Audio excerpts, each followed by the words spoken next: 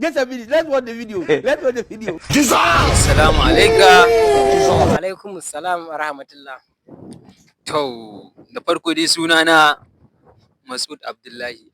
Cikakken suna kuma an fi sani na da cewa A Sanchez. Ko yanzu su ce Mas'ud A Sanchez. Ko zan iya sanin sunanka?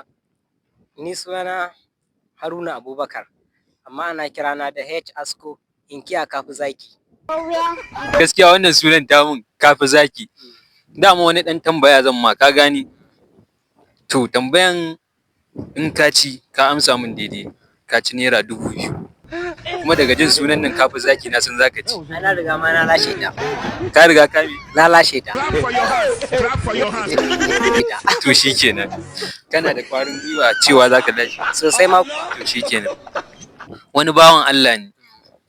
Kana ji na? Ina jin ka. Wani bawan Allah ne maman shi ta mutu. Kuma ga ana son a sanar da shi. Gashi baya ji, baya gani. Ta yaya za a yi mu sanar da shi?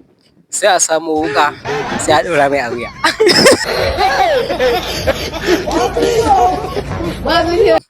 Wuka? Wuka. Sai a ɗora mai a wuya. Yanka shi za mu yi ko? A'a, ba yanka shi za ka wannan yare shi yaran da zai kama shi mahaifinsa ta mutu.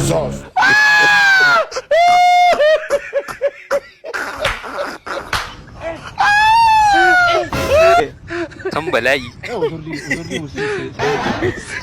To, kawai sai a ɗauki wuka, kai yanzu ba kana ji ba kuma kana gani. Haka ne.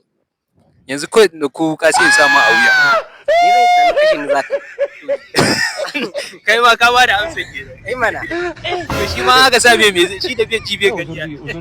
Ai ni ina ji kuma ina gani. Ba ka tura wuka a wuya na tunan ga ana tunan kuma yaren da yake fahimta kenan an ka tura mai a wuya. Ina tunanin cewa kuma ya ta mutu.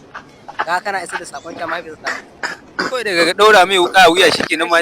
Shi yaren da yake ganewa kenan. Cakwakiya yanzu dai wannan zancen dai ‘yan kallo su za su tantance mana in ka faɗi gaskiya. In sun ce ka faɗi gaskiya za a baka 2000 ka. Na ma riga na san na ci. Da wannan zancen ko a ɗauko wuka ba ma wani abu ko sai a sami a wuya. Kawai ka tambaye ka. Shi kenan ‘yan kallo ku za ku tantance mana wannan abu. In ya ci ku sa mana a comment section da 1 ya ci kenan. In kuma bai ci ba ku sa mana 2. In har 1 ya fi yawa za a baka kuɗi. Kuma 2 ne ya fi rinjaye baka ci ba. To dan Allah ƴan kallo. Wani tsakanin ku da Allah kowa ƙarya shi da Allah. To shi ke da.